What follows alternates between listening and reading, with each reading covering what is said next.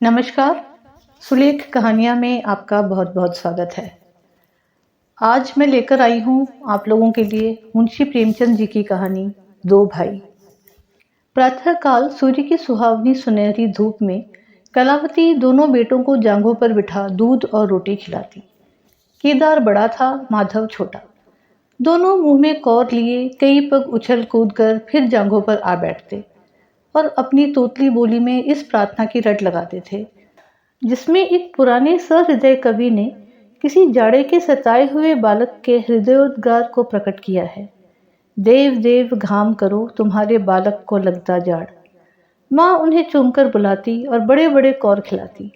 उसके हृदय में प्रेम की उमंग थी और नेत्रों में गर्व की झलक। दोनों भाई बड़े हुए, साथ साथ गले में बाहें डाले खेलते थे। केदार की बुद्धि चुस्त थी, माधव का शरीर। दोनों में इतना स्नेह था कि साथ साथ पाठशाला जाते, साथ साथ खाते और साथ ही साथ रहते थे। दोनों भाइयों का ब्याह हुआ। केदार की वधू चंपा अमित भाषिनी और चंचला थी। माधव की वधू श्यामा सांवली सलोनी रूप राशि की खान थी। बड़ी ही मृदु भाषिनी, बड़ी ही सुशीला और शांत स्वभाव की थी। केदार चंपा पर मोहे और माधव श्यामा पर रीझे, परंतु कलावती का मन किसी से न मिला। वो दोनों से प्रसन्न और दोनों से अप्रसन्न थी। उसकी शिक्षा दीक्षा का बहुत अंश एक व्यर्थ के प्रयत्न में व्यय होता था कि चंपा अपने कार्य कुशलता का एक भाग श्यामा के शांत स्वभाव से बदल ले। दोनों भाई संतानवान हुए। हरा भरा वृक्ष खूब फैला और फलों से लद गया। कुत्सित वृक्ष में केवल एक फल दृष्टिगोचर हुआ, वो भी कुछ पीला सा मुरझाया हुआ, किंतु दोनों अप्रसन्न थे। माधव को धन संपत्ति की लालसा थी और केदार को संतान की अभिलाषा।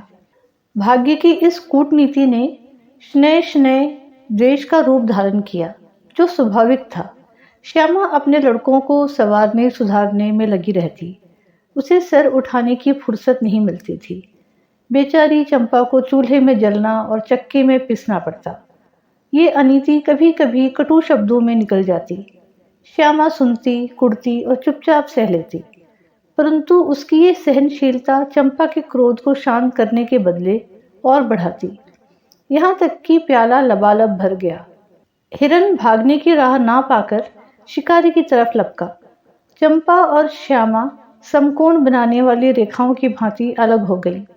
उस दिन एक ही घर में दो चूल्हे जले, परंतु भाइयों ने दाने की सूरत न देखी और कलावती सारे दिन रोती रही। कई वर्ष बीत गए। दोनों भाई जो किसी समय एक ही पालथी पर बैठते थे, एक ही थाली में खाते थे और एक ही छाती से दूध पीते थे, उन्हें अब एक घर में एक गांव में रहना कठिन हो गया। परंतु कुल की साख में बट्टा ना लगे, इसलिए ईर्ष्या और द्वेष की धधकी हुई आग को राख के नीचे दबाने की व्यर्थ चेष्टा की जाती थी। उन लोगों में अब भ्रातृ स्नेह ना था, केवल भाई के नाम की लाज थी। माँ भी जीवित थी, पर दोनों बेटों का वैमनस्य देखकर आंसू बहाया करती। हृदय में प्रेम था, पर नेत्रों में अभिमान न था। कुसुम वही था, परंतु वो छटा न थी। दोनों भाई जब लड़के थे, तब एक को रोते देखकर दूसरा भी रोने लगता था। तब वो नादान, बेसमझ और भोले थे। आज एक को रोते हुए देख दूसरा हंसता और तालियां बजाता। अब वो समझदार और बुद्धिमान हो गए थे। अब उन्हें अपने पराये की पहचान ना थी। उस समय यदि कोई छेड़ने के लिए एक को अपने साथ ले जाने की धमकी देता, तो दूसरा जमीन पर लेट जाता और उस आदमी का कुर्ता पकड़ लेता। अब यदि एक भाई को मृत्यु भी धमकाती, तो दूसरे के नेत्रों में आंसू न आते। अब उन्हें अपने पराये की पहचान हो गई थी। बेचारे माधव की दशा शोचनीय थी। खर्च अधिक था और आमदनी कम। उस पर कुल मर्यादा का निर्वाह। हृदय चाहे रोए पर होंठ हंसते रहे। हृदय चाहे मलिन हो पर कपड़े मैले ना हो। 4 पुत्र थे, 4 पुत्रियां और आवश्यक वस्तुएं मोतियों के मोल। कुछ पाइयों की जमींदारी कहाँ तक संभालती। लड़कों का ब्याह अपने वश की बात थी, पर लड़कियों का विवाह कैसे टल सकता। 2 पाई जमीन पहली कन्या के विवाह में भेंट हो गई। उस पर भी बाराती बिना भात खाए आंगन से उठ गए। शेष दूसरी कन्या के विवाह में निकल गई। साल भर बाद तीसरी लड़की का विवाह हुआ। पेड़ पत्ते भी न बचे।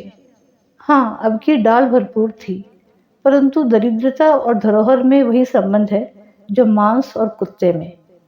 इस कन्या का अभी गौना ना हुआ था कि माधव पर 2 साल के बकाया लगान का वारंट आ पहुंचा। कन्या के गहने बंधक रखे गए, गला छूटा। चंपा इसी समय की ताक में थी।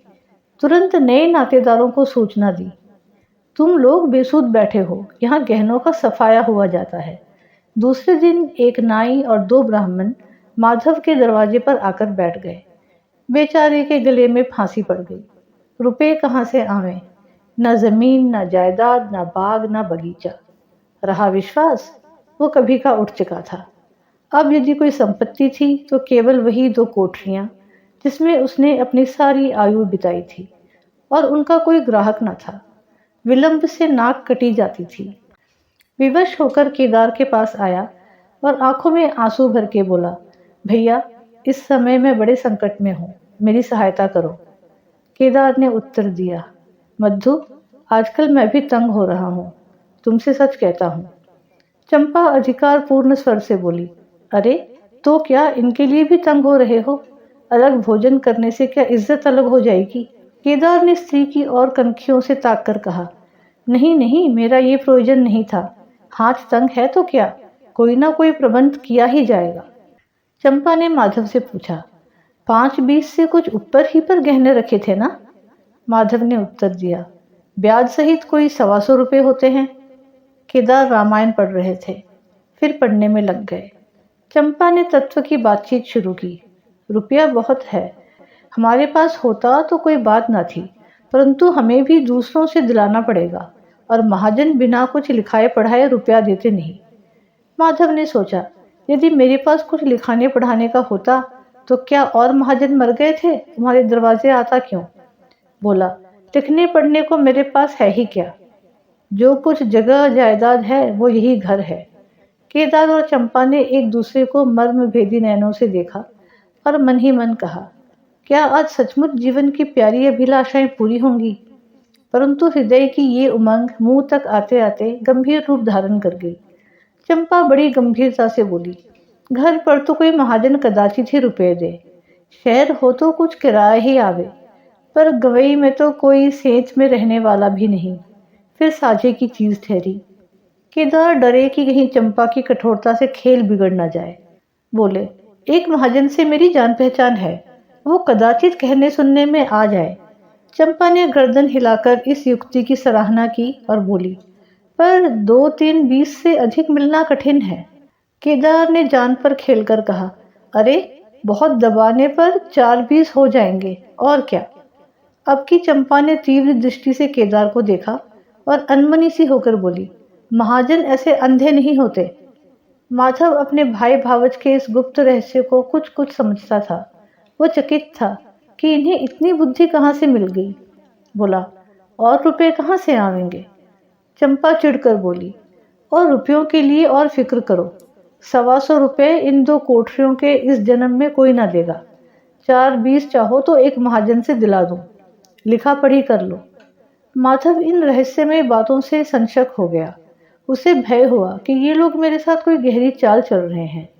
दृढ़ता के साथ अड़कर बोला, और कौन सी फिक्र करूं? गहने होते तो कहता लाओ रख दूं, यहाँ तो कच्चा सूद भी नहीं है। जब बदनाम हुए तो क्या 10 के लिए क्या 50 के लिए, दोनों एक ही बात है। यदि घर बेचकर मेरा नाम रह जाए तो यहाँ तक तो स्वीकार है, परंतु घर भी बेचूं और उस पर भी प्रतिष्ठा धूल में मिले, ऐसा मैं ना करूँगा। केवल नाम का ध्यान है, एक बार नहीं कर जाऊं तो मेरा कोई क्या करेगा। और सच पूछो तो मुझे अपने नाम की कोई चिंता नहीं है। मुझे कौन जानता है, संसार तो भैया को हंसेगा। केदार का मुंह सूख गया। चंपा भी चकरा गई। वो बड़ी चतुर रमणी थी, उसे माधव जैसे गंवार से ऐसी दृढ़ता की आशा न थी।